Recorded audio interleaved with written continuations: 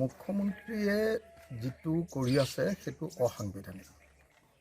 কাৰণ মুখ্যমন্ত্ৰীয়ে চৰকাৰী অনুষ্ঠানৰ আপোনাৰ চৰকাৰী টকাৰ মানে লাখপতি বাইদেউৰ টকা বিতৰণ কৰে আৰু তাৰপিছত চৰকাৰী অনুষ্ঠানেৰে তেওঁ বিজেপিক ভোট দিয়ক বুলি কৈ দিয়ে।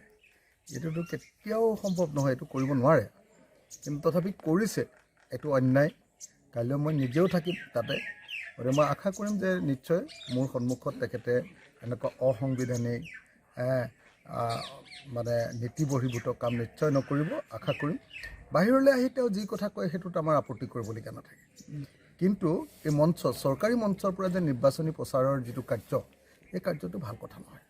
আমাৰ মিত্ৰতা হৈছে, হ'ব, আমাৰ লগত মিত্ৰতাটো প্ৰায় ফাইনেল হৈ গ'ল। অতি সোনকালে আপোনালোকে একেলগে আমাক দেখিব। যিকোনো খবৰৰ বাবে যোগাযোগ কৰক আমাৰ এই নম্বৰত 9181 307 221।